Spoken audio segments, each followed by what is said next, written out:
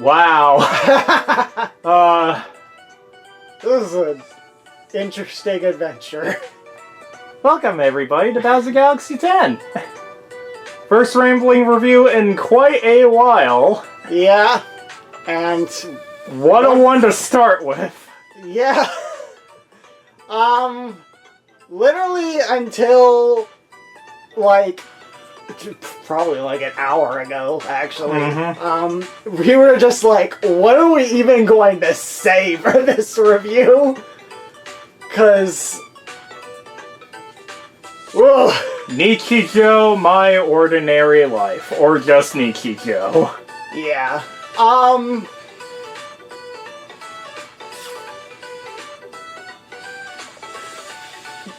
Honestly, we thought for the first half of this, we were like, oh, this is kind of rough. I had heard, first off, before we go into what we were thinking, pre-watching it, I had seen clips of it, and from what I had heard, it was on levels with Azumanga Daioh. Like this was mentioned as like a mid-modern Azumanga.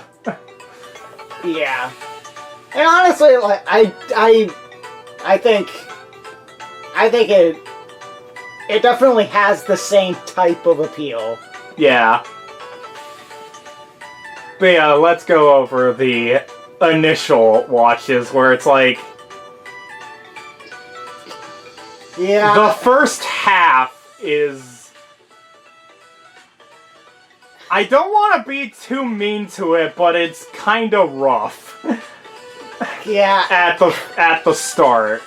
I do wonder how much of that is just like we just didn't get it or yeah, whatever. I feel like some of it was us just not getting it because of like culture differences. We did watch the Japanese version. I don't think there's a dub.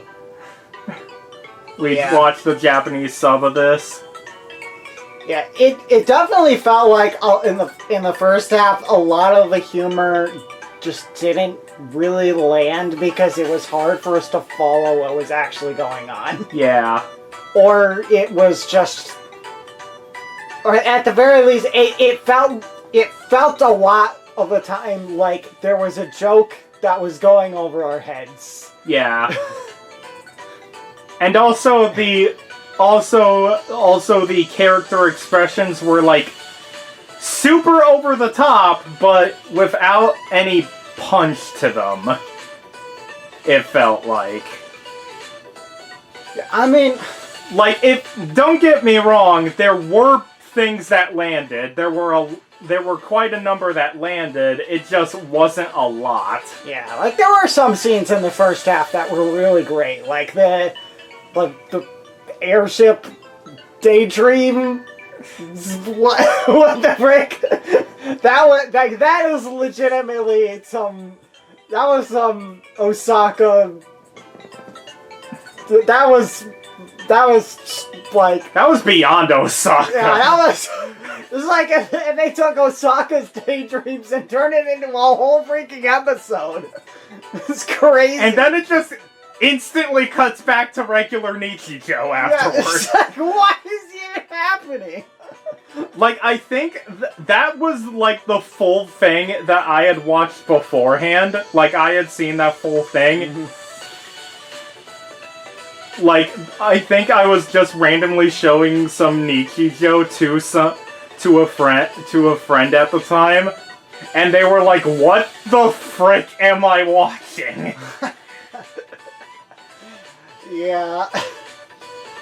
So yeah, stuff lands. Yeah, the elevator, that being stuck in the elevator was another really good one. Yeah. I also really liked that one. And I also remember there was one where like I think it was Mio and Mai like hanging out by the river and just like talking and like Mai starts like admitting her feelings to Mio, and it's like this whole like, wait, what came out of nowhere? What is going on? And it's like played up like this whole serious thing. And then she's just like, yeah, I was joking the whole time. And you're like, what? Yeah. That was, I think that was the first scene where I was like, oh, okay, that was really funny. Yeah. That was great. And that was also the beginning of, slight spoiler for ahead when we get to characters, that was the beginning of my wow, what a shock. What a shock. The intellectual glasses, the intellectual long-haired character in the slice of life. Listen. I'm starting to see a type. She's not wearing it. There's nobody with a noosey. What else am I supposed to do? So yeah, it's definitely a thing, but I think another thing was that there was all these like subplots going on in season 1, but none of it really connected. I think was another thing where it's like one scene would happen and then it'd just be completely forgotten, and also it felt like we were looking at completely different parts of the town, and just nothing was together. Yeah, it's just kind of like, here's a thing that's happened, and now we jump to this other thing that's happening, and then there's another thing that's happening. And it felt kind of disconnected, and like you could watch it completely out of order and you would not change your experience much at all. Yeah, I think that was the thing where it's like I watched like some of the clips I had seen beforehand, and it's like during season 1 it was like, yeah, none of this has really changed my opinion on these. Like, these are funny, but they don't really do much for me. I feel like the Professor and Nano and Sakamoto, I think it felt like there was a little bit more continuity with them. I think I tended to enjoy those scenes a bit more. Yeah, I definitely did as well. Most of the time. Although it kind of more on like I think those were like consistently decent, while the other ones were mostly a miss, but occasionally they had really good ones. Yeah. That kind of were even better than the Institute crew. But so yeah, it did feel kind of disconnected. Yeah, the disconnect really did happen for quite a while. And then episode 12 happens. Where it just, I don't even know what kind of thing happened in episode 12, but it's like the free school girls just completely click together, like they're just doing stuff together. And then the professor says Nano can go to school and have a normal time. And I'm like, okay, that's a decent idea for the first half to end on. I'll see where it goes. And then the second half happens. And suddenly, all these random scattered pieces just start coming together, and it's like, oh, this is working now. I want to say, I went onto a Discord anime, a chat area for on a different Discord server, and was like, am I just not getting something here? Where it's I was like, what are people seeing in this? Because I'm not getting it. I think that was around episode 8. And then they were saying a bunch of character things where it's I didn't really see. And then I started seeing all of them after episode 12. And the animation skyrocketed in quality. It's very clear that there was a budget increase at episode 13 and beyond. Pretty much. Actually, I think it's episode 14, I think, because 26 episodes. Yeah. I think. But episode 12 was the start. And then like one of those was I think there was a start, and then when the new intro starts, then it just explodes. Like everything just starts working. Like I don't know like how it happened, but it's like things started clicking, everything started like having cohesion, and the episode started remembering each other. Yeah. Like that was the thing that surprised me the most, where it's like everything felt disconnected, and that you could watch anything out of order. And then they started calling back after the second intro started, and it was like, wait, what? Yeah. We got stuff going now? I think it started to feel more like these are less like props for it's like less of like these are the props where we use to make gags happen, and they started to feel more like characters. Yeah.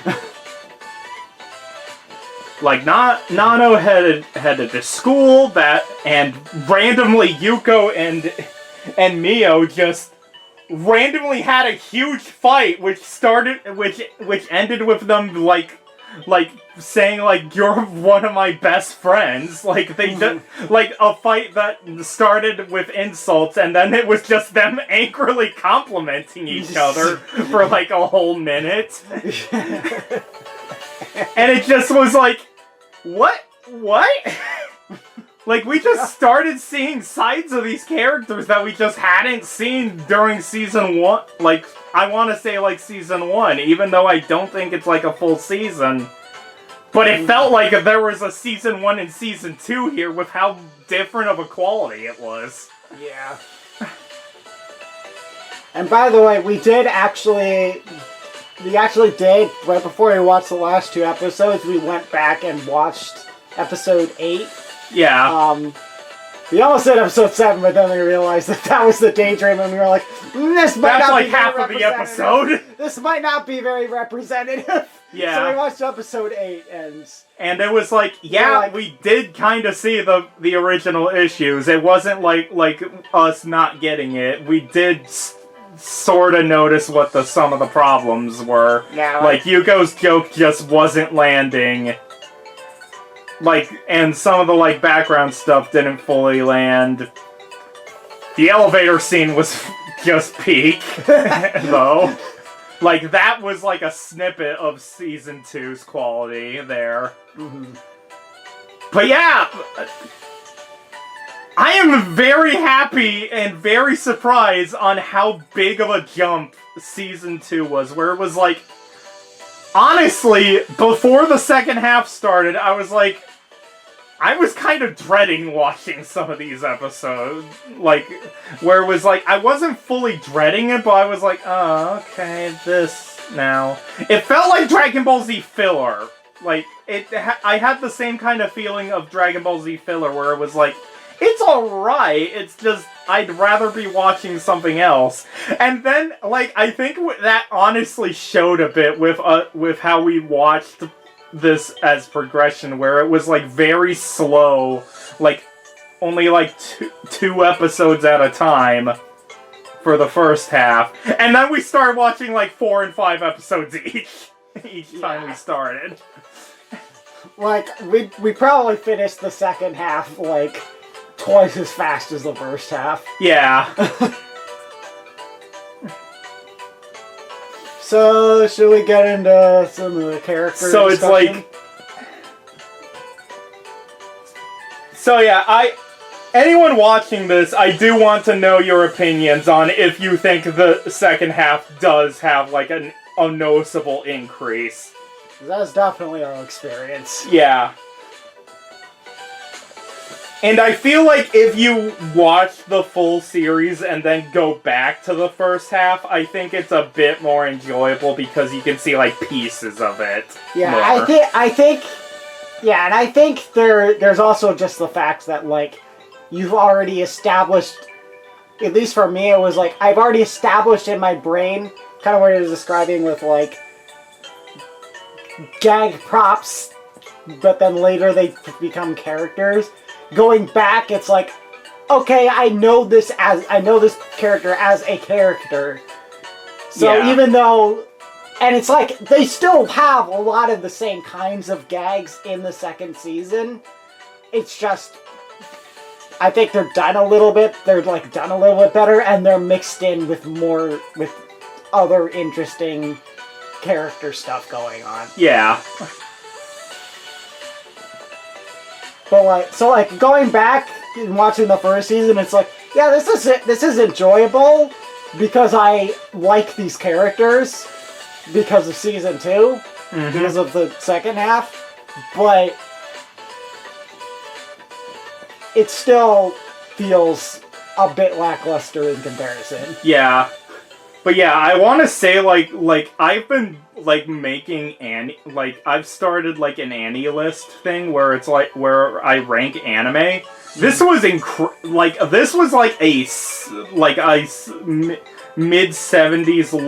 mid-70s-ish for me at the beginning. I don't have a list that long. Like, I don't mean, I mean, like 1 in 100 score. 1 to 100 score. Where it's like, this was like a mid-70s where it was like, I could see good in this, but it just wasn't doing it for me. This is a 90 now! Like, this jumped up to the 90s. I don't think I can put it like any higher. I think the highest I can go is, I think I'm probably gonna put this in like high 80s just because of the issues I have with season 1. But if it was just season 2, this would easily be like top, like, honestly, 20 something. Yeah, honestly, season 2, I'm not sure if it quite matches Azumanga, but it's like in that realm. Yeah, like season 2 by itself, I think kinda like, honestly for me it kinda hits near like Bocchi the Rock territory. Yeah, I could see it being up on about that level. Yeah. And it kind of has the same kind of feel of just, like, animation gags. Yeah.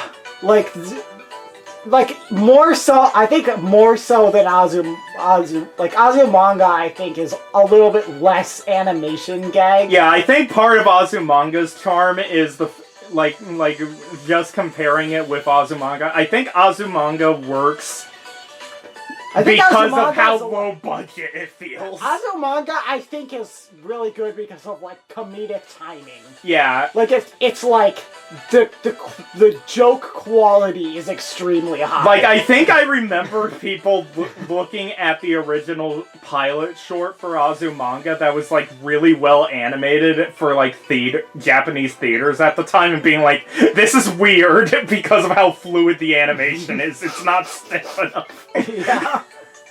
Meanwhile, this one works really well with the fluid animation that it got with the budget increase. I will say, I think even the first half, like, it does look pretty decent, I think. Yeah. The second half, I think, is really well. Like, I really like the art and is really well animated. Yeah. So, we've finally gone over our thoughts on it. Yeah. Is it time to go over the characters now? I think so. I think it's time to go over some of these side characters and leave the main 6 for last. Yes. Okay, so, what's actually talkable for some of these?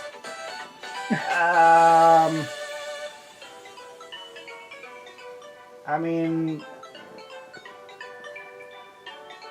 I think some of these just kind of don't fully go. Yeah, it's like... Let's go over some of the NPCs that we do remember, though. Like some of the, like, super side characters. Yeah, there's, like, the Go Fun Club, I think. Yeah, they're fun. They're fun. I enjoyed, like, watching them when they were on screen. Mm-hmm. And there were some fun dynamics with how it interacted with, like, the teacher relationship. That was kind of fun. Yeah, the teacher Sakurai Sensei and Takasaki. Yeah, Takasaki. Takasaki just trying to be like this, like super obsessed with his image teacher, with his image as a teacher, while still having this obvious crush on Sakurai was just adorable. Yeah. And then Sakurai is just adorable. The end. Yeah. Yeah, she doesn't really get that much development, but she works for what she's used for, I think. Yeah.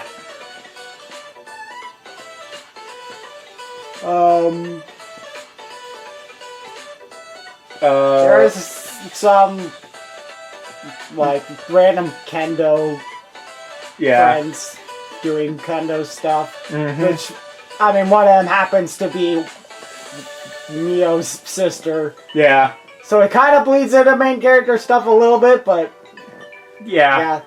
There is like some interesting stuff with like Watashi driving Mio crazy, which was kind of fun. Yeah. Honestly, they kind of were just like, they were very much kind of just off to the side when other things were happening for the most part, I think. Or occasionally had like short little scenes that I don't feel like were like super impactful, but they were fine. Yeah. It felt like appreciable filler. Yeah. The principal character, he was mostly gags. Yeah, like fun gags. Yeah. Suplexing a deer is just the iconic scene, iconic out of context scene of this show. Is just him randomly fighting a deer and suplexing it while Yuko is like, should I tell somebody about this? He just has random gag moments where just like one person sees stuff, and it's just really random. I gotta say, Mohawk guy. Just the adventures of that man's hair. Just what? Like, he just kind of was. He's kind of just the guy who just got involved in other shenanigans all the time. And he's just like, what am I doing here? Let's go with a few others of the super side characters that we probably don't have much to talk about. Red Bow Girl was funny with the Takasaki stuff, where she would just randomly talk about like things that were happening from other subplots to him while he's trying to do his subplot. She's like, there's this problem going on, and he's like, but I must keep my image. And she's just like, okay. That was really good. Yeah, it works pretty well as like a good gag partner for Takasaki, I think. I think there's free side characters that we can talk about by themselves because of how like essential they are to some. Like they have like way bigger parts in the story. Yeah. I don't think. Is there any other like major NPC characters we can think of besides like I'm pretty sure the three that I'm sure we can think of? I don't think so, unless we want to talk about that random crow that showed up for one episode. He's in the second season intro the whole damn time, and it's like, you were here for like one. You was here for one episode. He's not even in the second half. What a Chad! Shows up for one episode, steals the show, leaves. Impact on the rest of the series through the intro. What? I don't know, maybe he just, like, he made Sakamoto so mad that he just lives rent-free in his head and then represented that with the intro. Yeah. Oh, I think there is one, actually, of the random egg guy, the guy with the egg, I think it's supposed to be, like, egg head thing? Where he was, trying to take over his dad's shop, having to take over his dad's shop, and he's just stuck in there? Like, what? Glues the freaking mascot head to him? Like, what? I don't know, man. I don't know. Alright. I think it's time. I'll take the list so I can, like, fully make sure. Yeah, I think that's everybody, so I think it's time to go over the big ones. Let's go over the one that was in both seasons before we go for the side character that was only in season 2.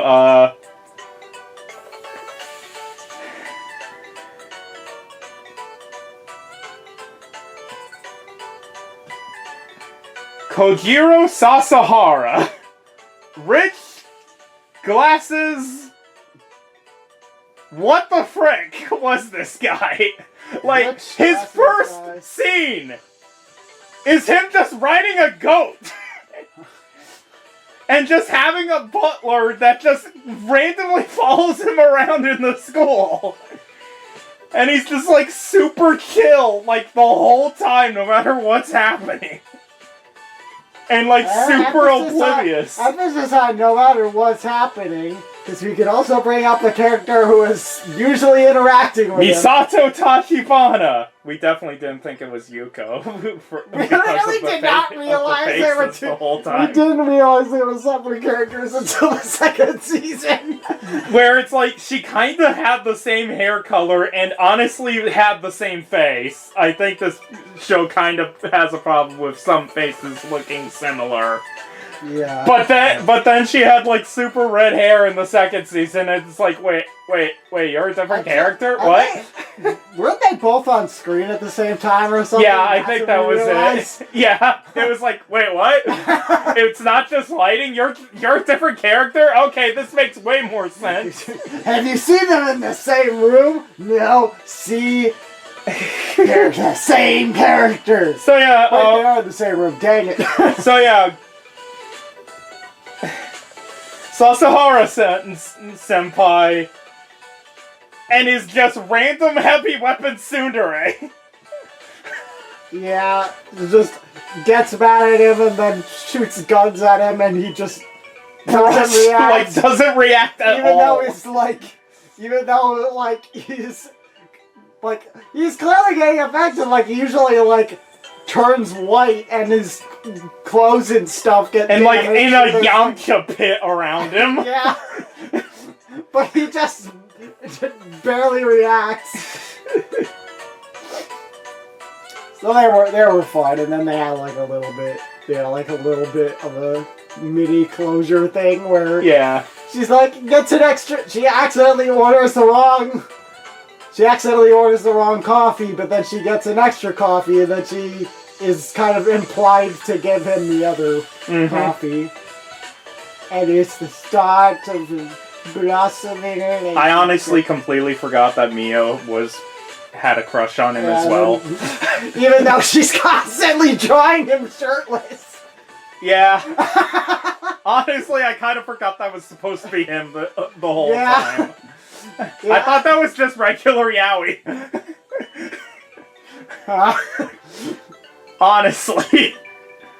But yeah, that was a good character core. Like, they were some of the fun bits of season 1 as well. Like, every time they showed up, it was like, okay, this is just weird and I kind of dig it. Yeah, like, I do think they they maybe went a little bit, they maybe did a little bit too much in the first season, in my opinion.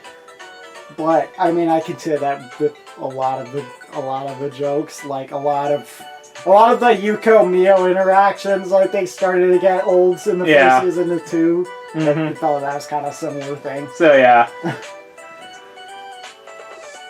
So, how about we talk about the random standout of Season 2? Where the frick did they come? Nakamura! We kept calling them Naoto because of the kind of sciencey background and the blue hair. What the frick was? Similar voice too. Yeah, similar voice as well. What the frick was this person? Just like complete conspiracy theorist energy.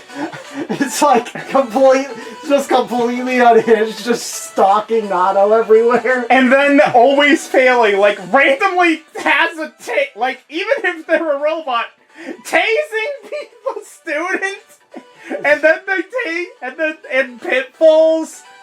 The freaking part that fucking destroyed me and made me realize that the Season 2 was fucking peak was when the one Mohawk guy drops into the pitfall and you're just expecting Nakamura to just like damn and then leave. Instead they shave the Mohawk. Like what? What the hell? Like, why? Where did that come from? I think what made it even funnier is the fact that they set you up to think that she runs away, by the fact that like every single time something went wrong before that, she's like, time to retreat, runs away. Mm-hmm. And then this time she's like, no, not this time. This time we shave this boy. And it's like, we what? shave the child. What? Just... And when she finally gets to Nano's house and just figures out that almost everything is real, she just gets even more, like, conspiracy theorist about all of it. Yeah, and, like, I do think it's interesting that I wonder how funny she would have been if she had been in the first season. Like, if they had done that in the first season, I almost think it wouldn't have been as funny because she kind of feels like she's the straight gag character among these actually more interesting characters. Yeah. And I think if it was just everybody is a straight gag character, she wouldn't stand out as much. Also, I feel like the Nano thing wouldn't have worked considering... Yeah, I mean, she's like, not in it the doesn't school make yet sense. either. It doesn't make, like, I'm, you know what I mean. Yeah. Yeah, I don't think it would. Yeah, I agree, though. But yeah, freaking crazy. Kind of random reveal at the end to say that Sakamoto was hers, though, beforehand. Yeah. That was I don't know if that was, like, beforehand. Like, reference beforehand, they kind of came out of nowhere, and it was like, okay. That kind of, okay. That was random. Yeah. Well, I think we're on to... the main 6. Well, we ended the last character talking about him. Let's go. Well, I will say at least one thing that Nichijou has over Azumanga. It has likable male characters. Like, there's a likable male character in the cast. Yep. And yeah. Sakamoto is definitely, oddly, the most straight man out of the entire cast. And he's not even a human. Mm-hmm. Sakamoto is my second favorite character easily. He's like he has like he's like mostly the straight man of the Institute trio. Mm-hmm. I mean, I guess Nano has some of that going on too. Yeah. But he's kind of like the He thinks he's the straight man He's at trying- the very least. he's like, I have to be the mature adult and take care of everybody, and usually he's just kind of getting wrecked by the shenanigans around him, or acting like a cat and then being embarrassed that he's acting like a cat because he's supposed to be the grown-up.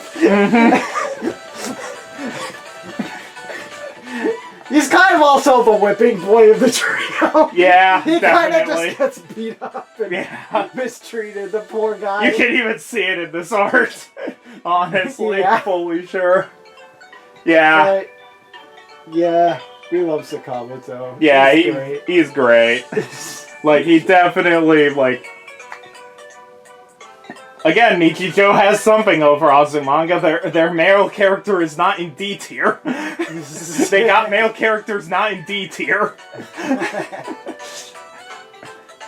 Yeah.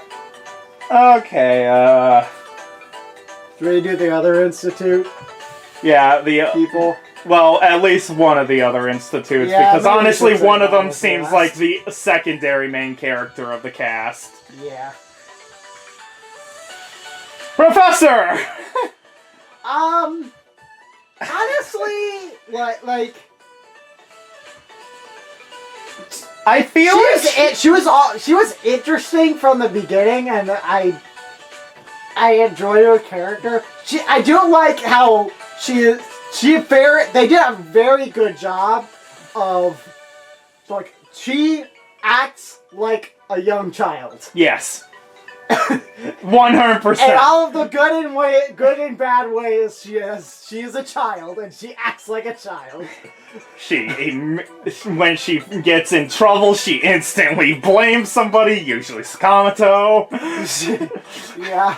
It is a really interesting dynamic that, like, she built Nano, so, like, she's kind of like Nano's mom, but then Nano takes care of her as if she's the professor's mom. So they have like this weird dynamic where they're both kind of momming each other back and forth.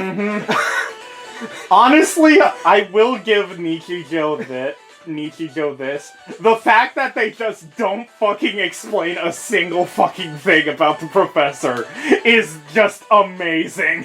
Yeah, like, they are just like, yeah, you have questions about this. Yeah, it's like, why doesn't she have parents? How the frick did this How is she smart screw enough?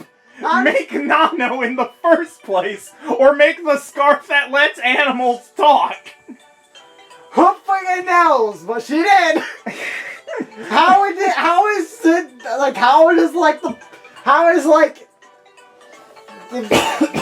I don't know what they call it. The people who make sure, who like do like adoption stuff. How do they not be like, this child has no legal guardian. Maybe we should get her a wife. Like, it's like, how did this happen? And why do I not care at all by the end? Where it's like, honestly, them not telling is way better than any answer they could give. And then Sakamoto is just like, yes, I will take care of these idiots. Mm-hmm. And then doesn't really. Yeah. He tries his best. Mm-hmm. Anything else on Professor? It's hard to put my finger on it, but I think she grew on me more and more over time. Yeah. I think maybe it's just because I feel like she got a bit more mature over time. Yeah. She started letting Nano have her own way more often. Like, definitely, but obviously with the second half, with letting her go to school in the first place. Yeah. Where she was heavily against it at first, because selfish brat. Yeah, I think she started becoming less selfish over time. Yeah. But still selfish enough to be like, yeah, she's still a kid, but she has her good moments. It felt like, all the kids learning to not be selfish. but they're still a kid and they're still selfish sometimes. Yeah. Yeah, I would say she's the least changed, but I don't think that's a bad thing. Yeah.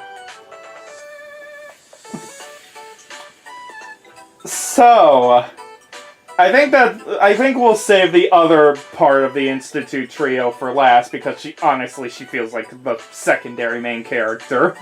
Mm-hmm. So let's go over the school trio now, with the one that probably has the least relevance. The one that's supposed to have the least relevance, Joel. But she cannot be stopped. What the fuck? What are you? So, Mai is like... She's basically she is... Have you ever wanted She is the deadpan gag character who just hangs out with the main character. Have you ever wanted to see Yu Narukami mixed with Sakaki from Azumanga? Like, even in season 1 where I was like not really that into it, I don't know if there was almost not a single gag that she had that didn't get me. Yeah, I will say. And it just kept getting even funnier. Yeah.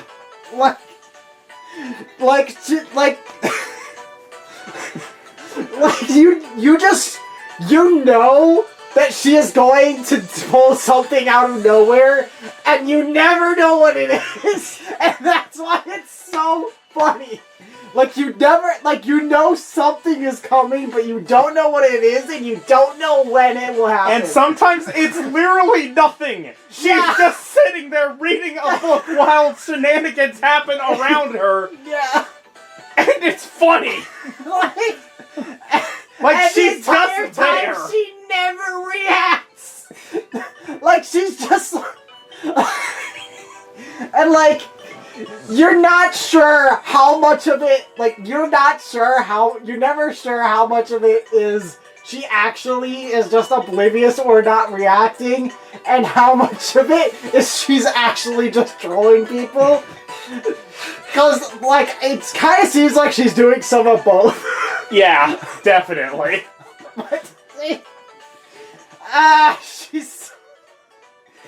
She's my favorite character. She's so good. I love Mai so much. Yeah. I wouldn't go... And then she occasionally has those moments where she has, a hint of a smile. And it's, the cutest thing ever. Yeah. It's it's like that little bit of a moment where it's for all her trolling and just messing around and being borderline a little bit of a jerk, you can tell that she has good friends with the others and she really does care about them. Yeah. Definitely. So even just those little moments just really make it so you can't actually be mad at her or anything. Alright. Yeah. Pretty much all of my thoughts there as well. Except just a little toned down for me. Yeah. Where it's she didn't fully hit me quite that hard. It's not just I can't even with this character. Yeah.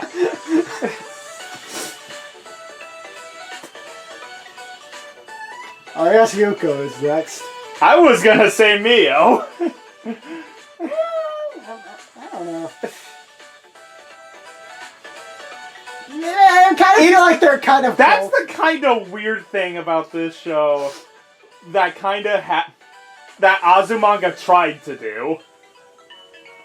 Azumanga tried to have a different main character and absolutely failed because Osaka is just Osaka. Meanwhile, this show at least has a pick between free. Yeah. The free characters that get the most focus. Yeah, I feel like all three of them are pretty main characters. Yeah.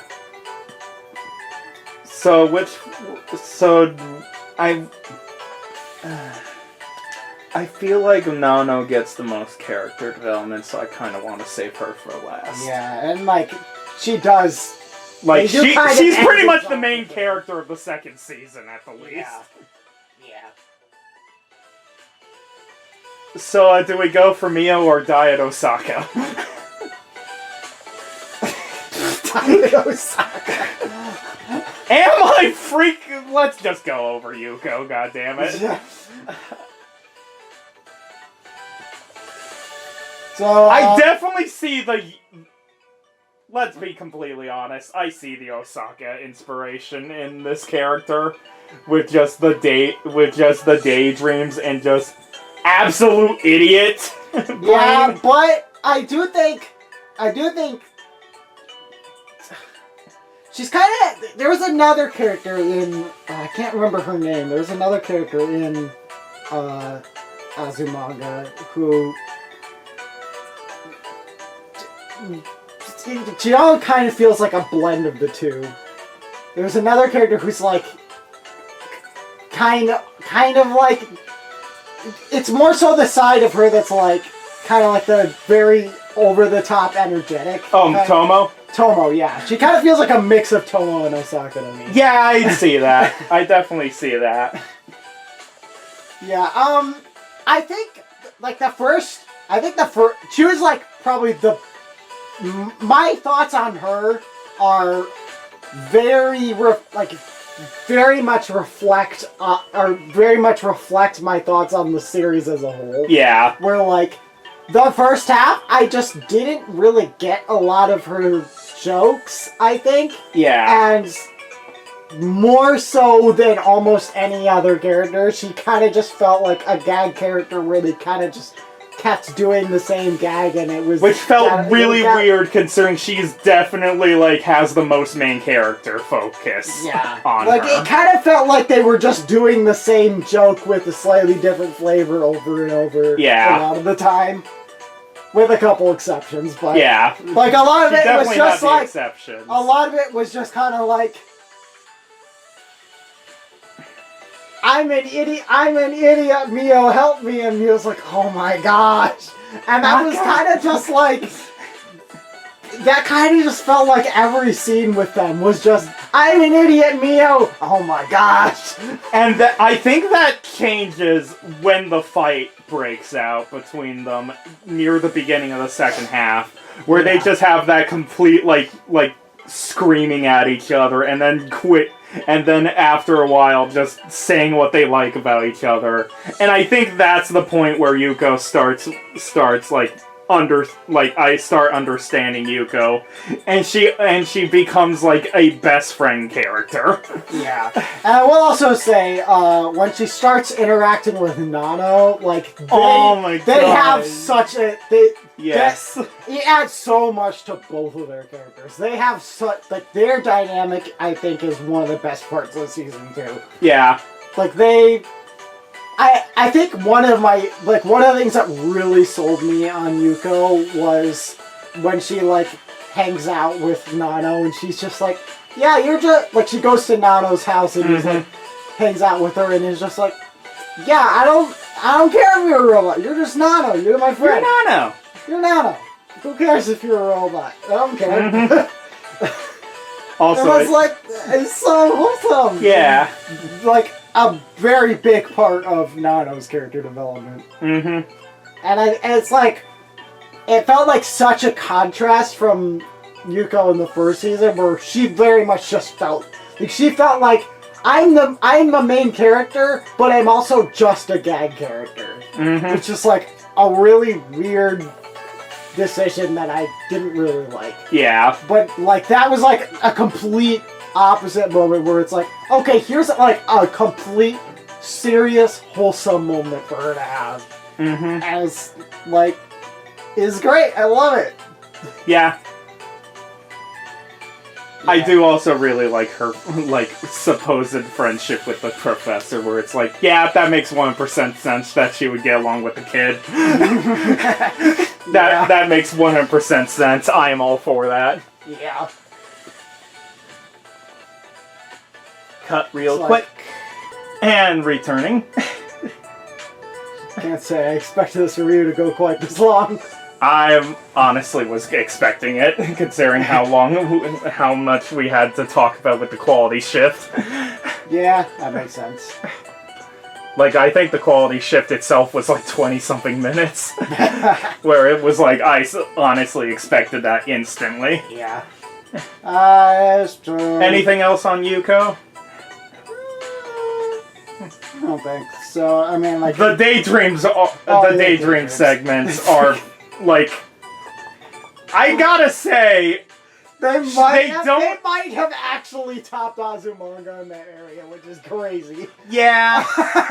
Like, maybe not completely in the sense of just funny, but more like the what the hell is up with your mind. Yeah, like... The cues in Mio's hair! Yeah, the fact that it was... I think the simple fact that it was like 15 minutes build up to... And this is why she has cubes in her hair.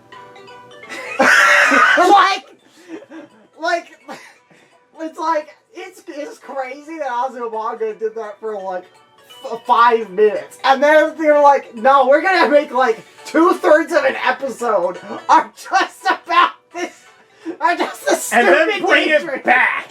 And then they brought it back.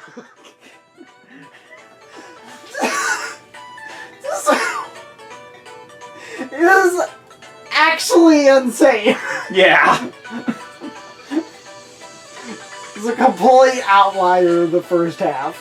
Mm-hmm. Like, what the frick was that? Yeah. I would say by the end, Yuko's great. Yeah. So. She's not my favorite character. Like, she's probably just in the top 6, just because they're in the top 6. I would probably put her, like, 4th or 5th for me. Yeah, roughly around there. Yeah. Mio-chan! By the way, Mio-chan is basically between them for 4th and 5th, I think. Yeah. So Mio? Yeah,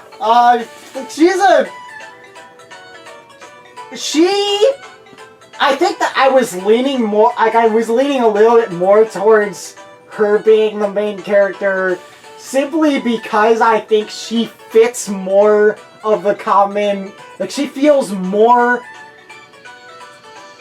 the kinds of tropes that she is as a character feel more like what I associate with main characters. Yeah. Yeah, I can see that. She feels like a more typical main character. Like, she's a bit... Like, she's kind of like a bit more... Like, she's a little bit less of the outgoing... Like, I mean, at least compared to Yuko. She's like a little bit less loud and outgoing.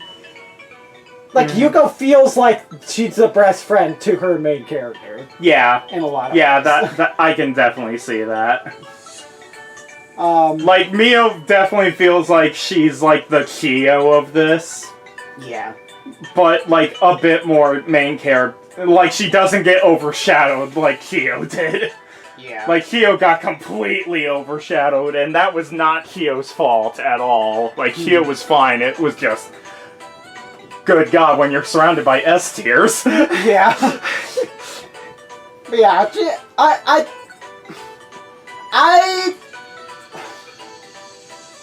I think in the first season she was just kind of like, yeah, she's there, she's fine. I don't. But like, I think Yuko tended to annoy me a little bit in the first season, like, cause she was starting to bore me a little bit with being like kind of repetitive with her gags, and then being loud on top of that kind of just like started to get on my nerves a little bit.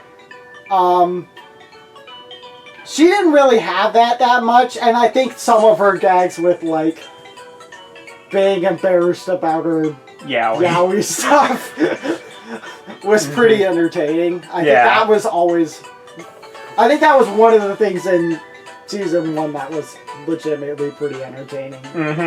And they made it even better later on. Yeah, definitely. Like, I think I think this is a season two scene where she's just trying to figure out what. Yeah, it's definitely a season 2 thing where Yuko talks about something Nano that happened with Nano with a different character. I think it was Sahara. Now that I'm thinking about it, where Yuko's like trying to get out, like realizes that it's not as exceptional as she thought it was. So she just completely lies to Mio, and Mio's just going freaking insane trying to get more details, and then just figures out it's all a lie and just smacks Yuko and then just gets on with her day. Yeah. Where it's like, yeah. Yeah. I really liked that part. Like, that's a part that I remember. Yeah, I think one of the things that makes that whole thing so interesting is usually the Yuko and Mio dynamic is Mio is like the level-headed one and Yuko is the completely unhinged mess up. Mm-hmm. But that's like a moment where their dynamic kind of gets flipped. Yeah. So I think it's that makes it pretty fun. Yeah. I do also in the I think it was the second to last episode where semi-final episode. Yeah, where she finds out that she at least thinks that Sasahara is interested in Tachibana, which I mean seems like that is the case. Yeah. They never fully. It's pretty obvious that it happens, though. Yeah. And then she has the whole thing where she's crying and running, and it's just this. It's one of the stupid, crazy gags. And by the way, also some crazy good animation. Yeah, oh my gosh. Intensely good. That was one of them. Just we're just gonna go way over the top of the animation here. We still have budget. We don't need it for the last episode. Pour budget into this one. and it's this crazy unhinged what in the world is going on gag. And then, they somehow managed to turn it into, actually a pretty big character moment for her. Mm-hmm. It's wait, what? Why did you turn this insanity into actual You're right, Yuko. Baseball is full of mysteries and wonder. It's and even the way they phrase that is what? Okay, I get what you mean. I'm glad that works for your character development, but what are you talking about? Mm-hmm. And then that leads into the friends, giving her the voucher for being eternal friends voucher. Yeah, it's that is so fucking cute. The freaking cutest thing I've seen in my entire freaking life. Oh my gosh. Yeah.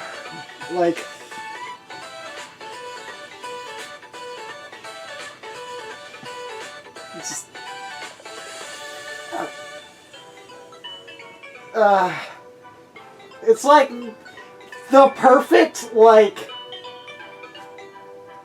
over the top, goofy. It's over the top and goofy, but also we're going to go way over the top and be just silly goofballs, and put in all this extra effort just to tell you how much we care about you. Mm-hmm. It's wow, oh my gosh, it's so freaking heartwarming. I also like the start of it where Mio's okay, I'll play along, let's see where this is going, and then she's just yay! It just instantly turns around and you just see the sparkles in her eyes from how happy it made her. Yeah. It's adorable. These characters are adorable.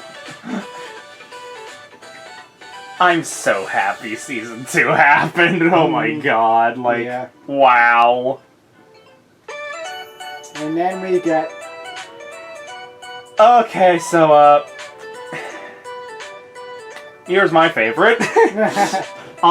And honestly, who I feel like was the main driving point of most of the series, I want to say. Like, there were main characters, and then there was just the one that has the most character in it. Mm-hmm.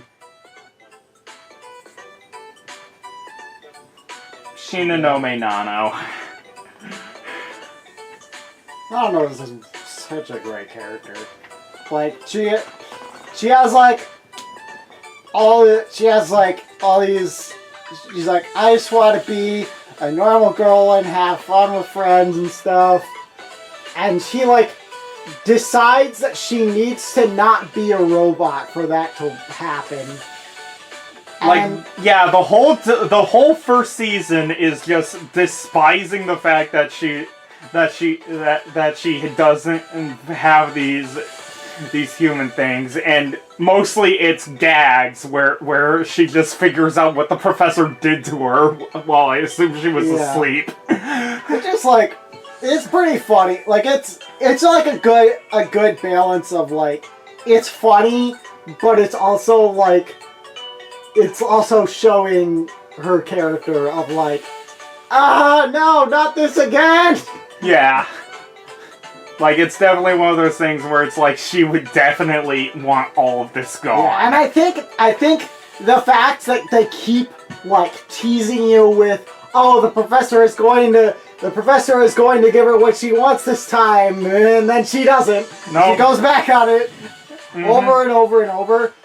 It makes it so when she finally actually does, it's so rewarding. Yeah, like, honestly, it's the reason when episode 13 happened and they say Nano's allowed to head to school, where I was like, okay, that's gonna be a big shakeup then.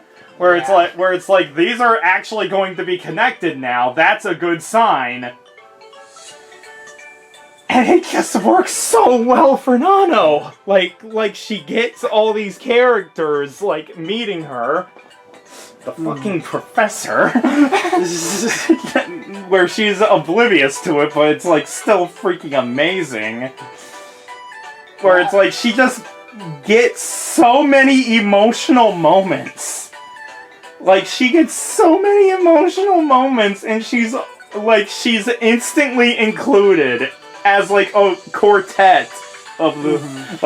she becomes a part of the school quartet and not just the Institute trio. But at the same time, like, they do a really good job of, like, she does have to, like, develop to the point where she really feels like she fits in with the rest of the group. Mm-hmm. Which... Like, she honestly has that problem throughout the whole of Season 2, and it's completely justified, where it's like... Yeah. She's still trying to hide parts of herself, and it's just... Yeah, it does give Yuko... We kind of mentioned this before, but it gives Yuko a really good, like, extra side to her character of being, like... She's, like, the main person who's, like, super welcoming and, like... Yeah, you're part of the group. Mm-hmm. You're one of our friends. You're part of the group. Yeah. My also returning the screw to her as well also worked with that, where it's like, I know your secret. You're cool. Here's your screw back. But yeah, I want to say instantly during Season 1, Nana was my favorite. Like, she consistently stayed as my favorite. Because her stuff was, like, the good part of Season 1 to me, where it was, like... Everything around her in Season 1, at least... Some of it got tiring, but it wasn't like... It wasn't like with, like, Mio or Yuko, where it's kind of got, like, really, really samey. Yeah. I feel like in the first half, she was constantly like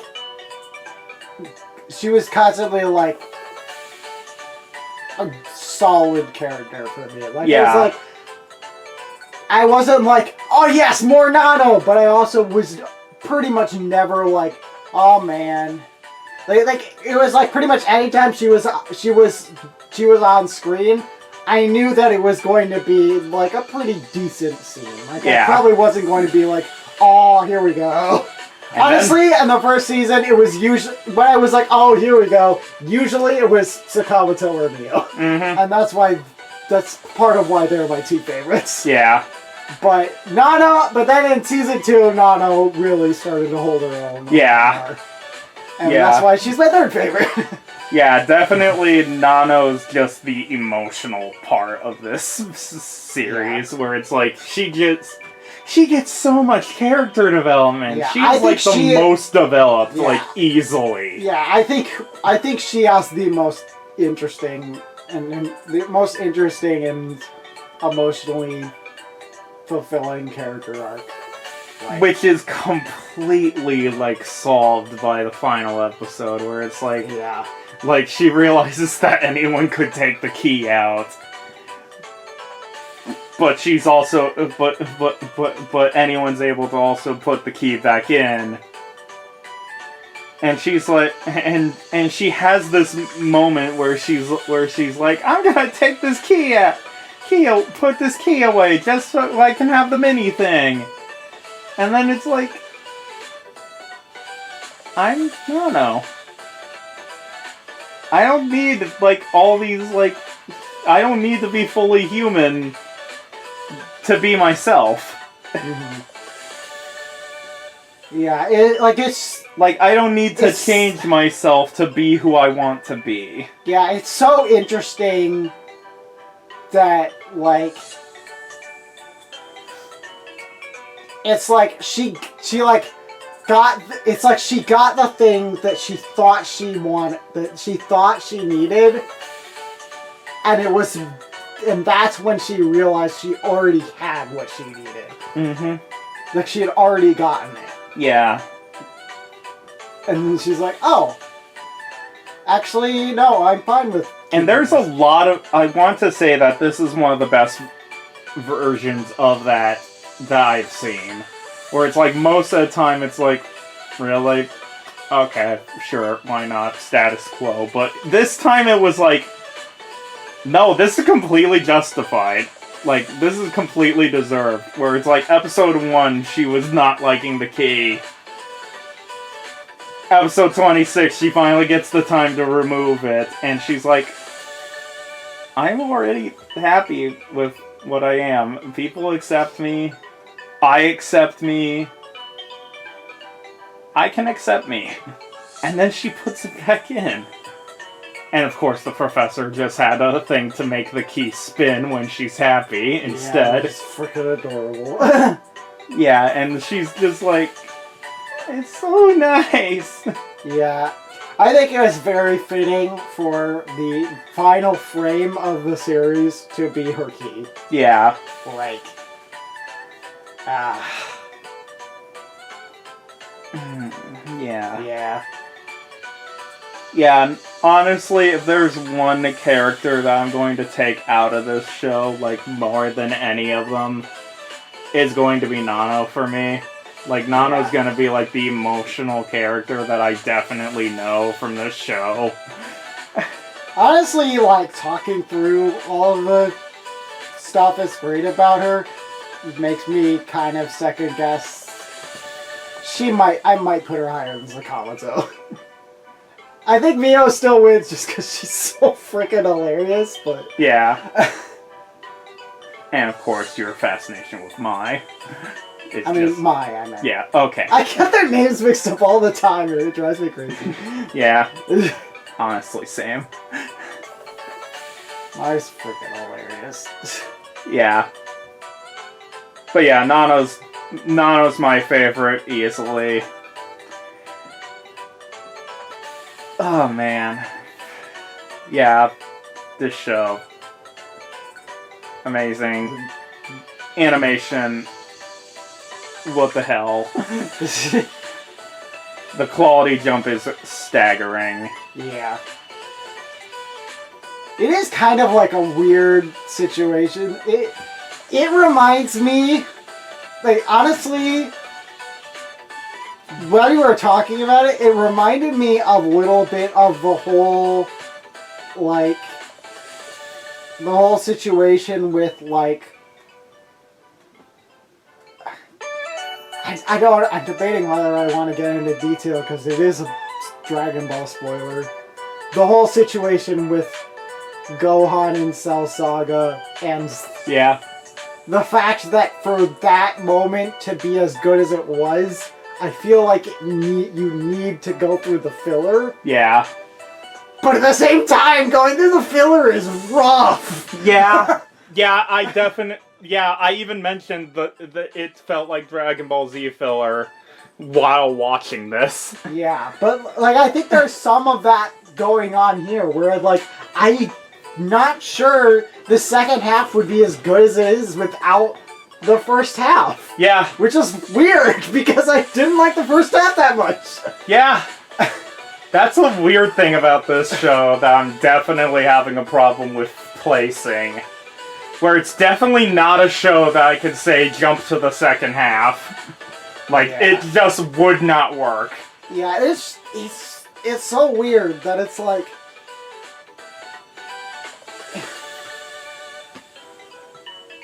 It's so weird how that happens, where it's like... It's good because it's bad at first. Yeah. It's weird how that happens. Mm-hmm.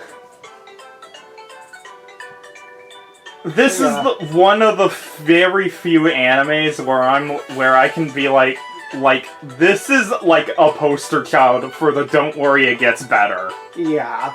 And this is like the first time where I'm like, but for real though. It's like it gets better, and you do have to go through the not good part because like that's part of what makes the second part so good. Yeah. It's like, it's so weird. Yeah. Is it final thoughts time? I mean, I feel like we're mostly just gonna say what we already said. But Yeah. So it's rough to start, but I came out of it. I will say I did come to the end being like, oh man, I can't believe it's over. Like, I remember you saying, like, after we watched episode 8, us going back and you being like, oh, there's only 2 episodes left. And I was like, imagine us saying that at the beginning. Yeah.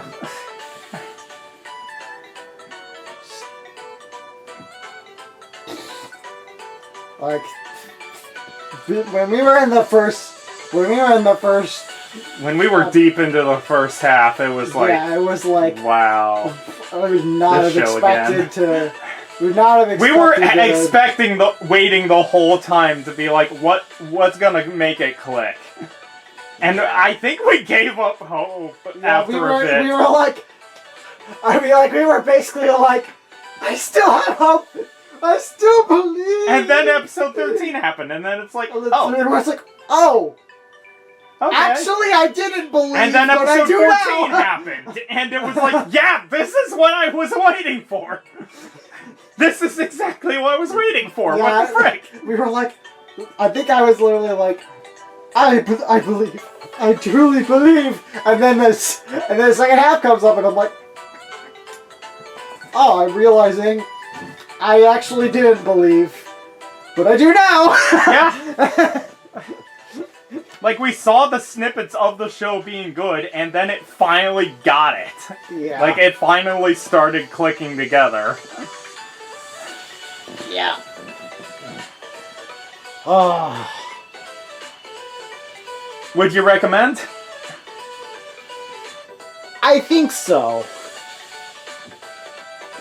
With the frustrating it gets better caveat, Although I might ask some other, like, look up some other reviews or ask some other people to see if they had a similar experience. Yeah, because it's like I do wonder if this is just an us thing or if this is a more. But it's like, it's such a different experience. quality. Like, I don't think it was just us being in a weird mood while watching this. Like, it just... that's the reason we watched the previous episode, and we felt the exact, like, mostly the same. Yeah. But I don't know. I think it could still be worth, like, seeing what other people think about it. Yeah, I definitely... Our experience was, it gets better. And then it gets really freaking good. Like, it's Dragon Ball Z filler that turns into Cell Suck. Yeah. Like, but Slice of Life Comedy Edition. Yeah. Like, it just... It's a thing that ho-hum slice of life that turns into, like, Bochi the Rock level quality. Yeah. And sometimes hits Azumanga tier every now and then. Yeah. I would say it's lower than Azumanga. Like, Yeah. Azumanga's like top 5 anime for me. Honestly, Azumanga is probably... Azumanga... I'd have to think about it more, but I'm tempted to say it's, like, top 1 comedy for me. Like, not even just anime, just comedy in general. Like, yeah. Honestly, yeah. Azumanga is so funny. But this is, like, second season, I think, is up to, like... That's the problem with me, where it's like, if this was split into 2...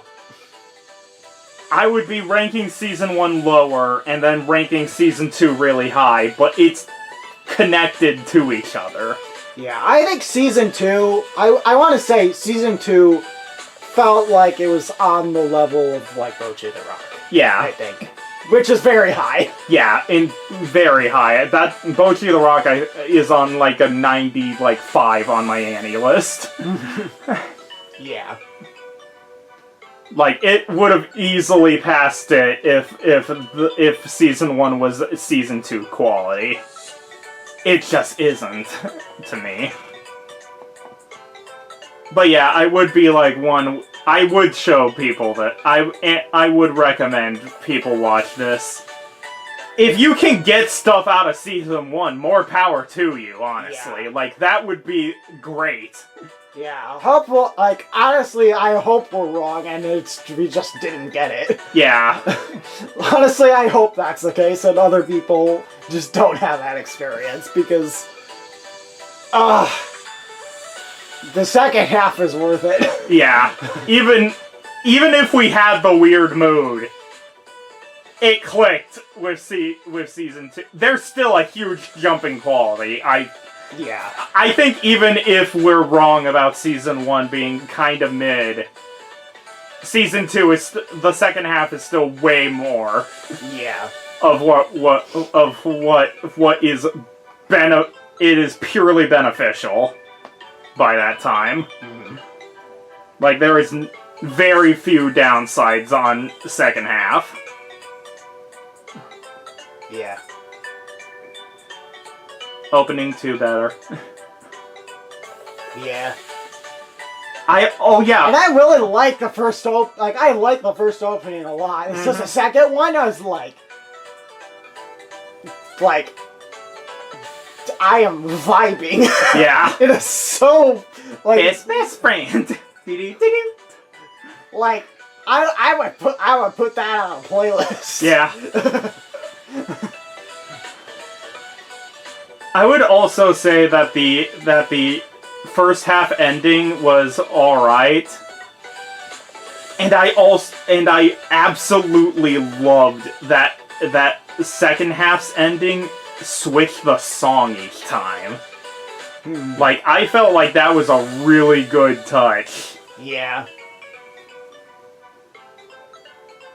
And like, what anime puts in the effort to do that? Yeah. And I think there were, like, added characters into the second ending. Like, I don't know, like, there's so many little references to the entire show in that second season's ending. by the end. Like, I don't think all of them are in there at the beginning. Otherwise, it was just like I had to watch it 13 times to spot everything. Yeah, I think I kind of just had this realization. This feels like this has like the feeling of being a passion project that they didn't hit their stride at first, but then later on the first half feels like they're trying to figure out what they want to do with it, and they just can't quite nail it yet. Yeah. And then in the second half they just hit their stride, and like it really comes through how. Like, because even in the first half, I can like, it felt like this. There is something really great in here, and they're just not quite nailing it. Yeah. And I feel like once they get to season 2, they finally get it. Yeah. Yeah, I definitely feel like there's some budget increase during season 2. Like, there's just no way there's not, like, a budget increase. But I do feel like it is also, like, they really figured out okay, this is what we want to do with this series. It makes me wonder what the Nichijou manga has, if the Nichijou manga has that same, like, boost. Yeah, it'd be interesting to see. But yeah, wow. Yeah. Nichijou's really good. Very glad. Very glad we got through it. Yes. I am intensely happy that I'm able to say that. I'm intensely happy that this did hit as high as it did. Don't know what anime will be next. We got quite a number of options.